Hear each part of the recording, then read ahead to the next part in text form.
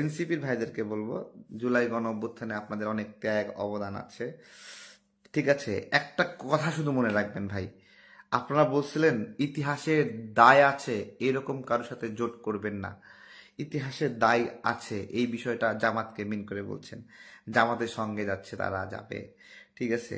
এখন বিএনপি আসলে নির্বাচন করার জন্য কাউকে টাকা দেয় না। যত প্রার্থী আছে বিভিন্ন জোট টোট, এক পয়সা কেউ পাবে না।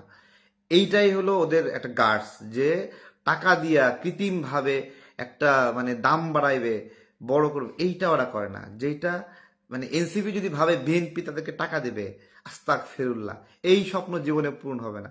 এই স্বপ্ন কেবল জামাতি পূরণ করার সক্ষমতা রাখে। যাই হোক, তাদের ফাঁস করে দিয়েছে 1.5 কোটি টাকা করে, 30 আসনে 45 কোটি টাকায় বিক্রি হলো এনসিপি নামের খাসি।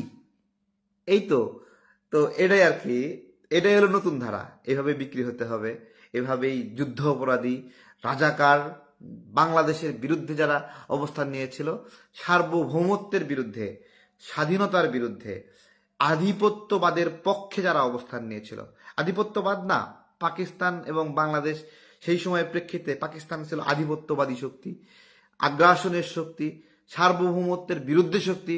সেই সার্বভৌমত্বের বিরুদ্ধে যারা অবস্থান নিয়েছিল, যারা বাংলাদেশ চায়নি, তাদের সাথে 24-এর গণ অভ্যুত্থানের একটা স্টেক হোল্ডারদের ছোট্ট একটা অংশ সেখানে যাচ্ছে। সেখানেও অনেক প্রতিবাদ আছে, যারা প্রতিবাদ করছে তারাই সত্যিকারের বাংলাদেশপন্থী, ঠিক আছে। যাই হোক, তারা বিজয়ী হোক। আর যারা রাজাকারদের সঙ্গে যাবে, তাদেরকে আমরা বিজয় চাইবো? বিজয় চাইবো না। ধন্যবাদ জানাই এনসিপির সে সকল সহযোদ্ধাদের যারা জামাত শিবিরের ফাঁদে পড়েন নাই এবং প্রতিবাদ জানাচ্ছেন, এবং এইটা একটা ইতিহাস হয়ে থাকলো। আমি যারা আপুকে নিয়ে কখনোই কোনো পচা কথা বলিনি। অনেকে ট্রোল করেছে, অনেকে, এমনকি এনসিপির কোনো নারী নেত্রী বিষয়ে কোনো নোংরা কথা কখনোই বলি না, আমি বলতে চাই না। এবং আলটিমেটলি এনসিপির নারীদেরকে নিয়ে অনেক নোংরা কথা বলেছে সেই এনসিপির নারীরাই এখন কিন্তু সেই সাহসিকতা দেখাচ্ছে জামাতের সঙ্গে জোট করা বিষয়ে, যে তারা চায় না এই জোট করবে। যাই হোক, ধন্যবাদ যারা আপুকে এই ফাঁদ থেকে বের হওয়ার জন্য।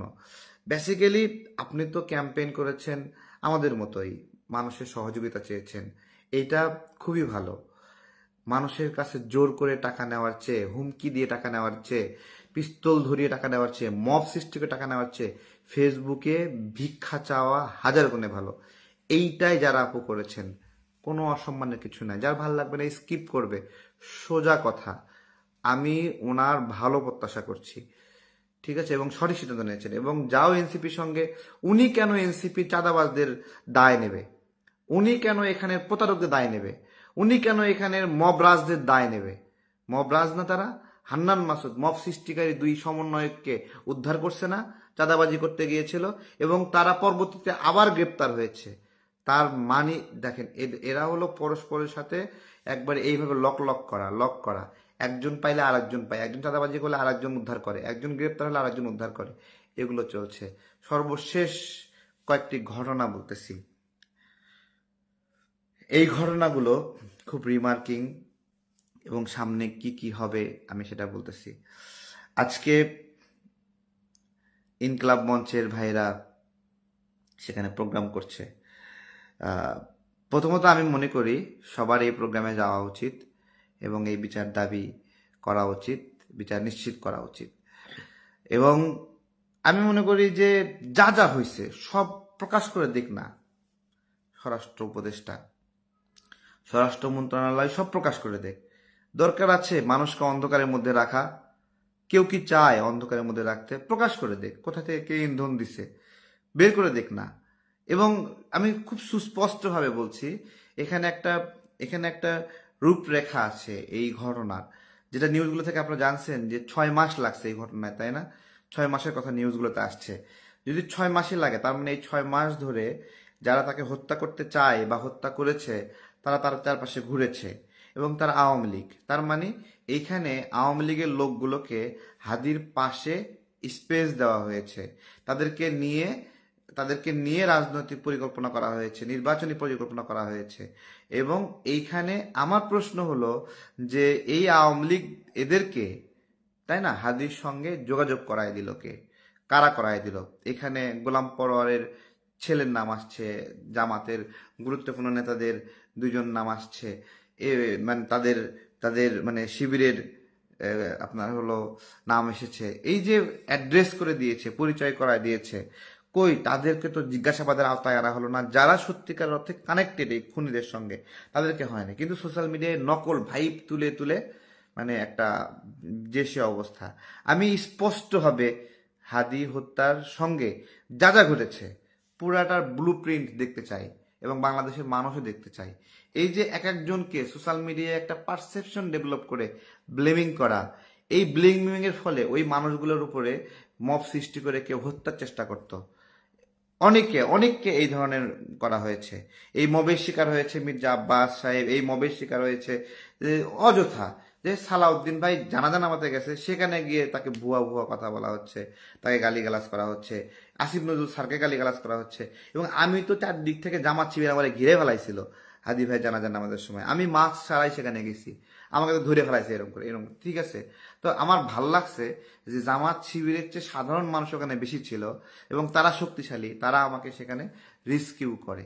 এটা একটা মনে থাকলো আর কি, যে ওরা আসলে কি এজেন্ডা নিয়ে নিজেরাই সেখানে মানে আষ্টে পৃষ্ঠে জড়ায় গেছে। তাদের বিরুদ্ধে স্পষ্ট করে হাদির ভাই বক্তব্য দিয়েছে যে আপনারাই হাদিকে হত্যা করিয়েছেন এবং আপনারাই নির্বাচন বানচালের চেষ্টা করছেন। তো এই হলো সামগ্রিক বিষয়। এই সময়ে এখন যেই মানে ফুরফুরে বাতাস বইছে, এই ফুরফুরে বাতাসের স্পষ্ট কয়েকটা নোট।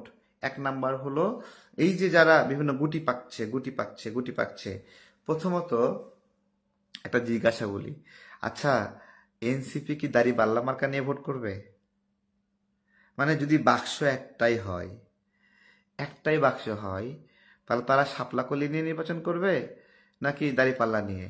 আবার জামাত, তারা কি দাড়িপাল্লা নিয়ে নির্বাচন করা বেশি ভালো মনে করবে নাকি শাপলা কলি নিয়ে নির্বাচন করা বেশি ভালো মনে করবে?